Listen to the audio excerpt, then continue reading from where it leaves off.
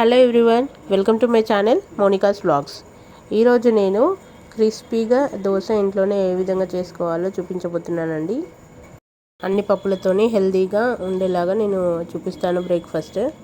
Full process కోసం detail video చూడండి. ముందుగా ఒక బౌల్లో ఒక హాఫ్ కప్పు మినపప్పు వేసుకోవాలి. ఇందులోకి 2 టేబుల్ స్పూన్లు నల్ల మినపప్పు కూడా యాడ్ చేసుకోవాలి. ఇందులోనే 3 glasses of control rice add చేసుకోవాలి. అలాగే కొంచెం ఒక టేబుల్ స్పూన్ మెంతులు వేసుకోవాలి. మెంతులు వేసుకున్న తర్వాత ఇందులోకి ఒక కప్పు రాగులు వేసుకోవాలండి.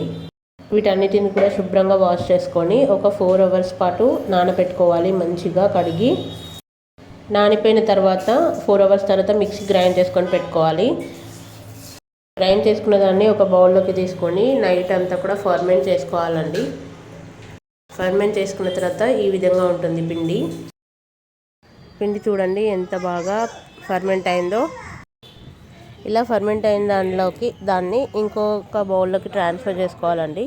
ఇంకొక బౌల్లోకి తీసేసుకొని దానిలో మనం కావాల్సినంత పిండి తీసుకొని అలాగే సరిపోయేంత ఉప్పు యాడ్ చేసుకోవాలి.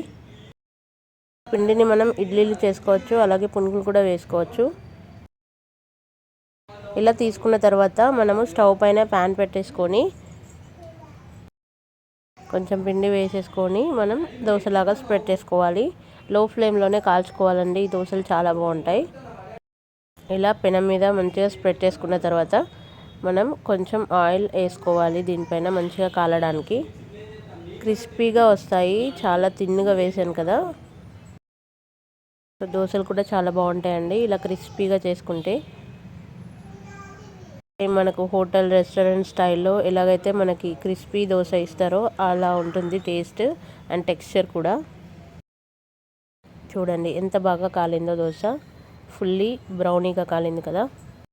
అది తింటే పిల్లలకైనా పెద్దవాళ్ళకైనా చాలా హెల్దీ అండి.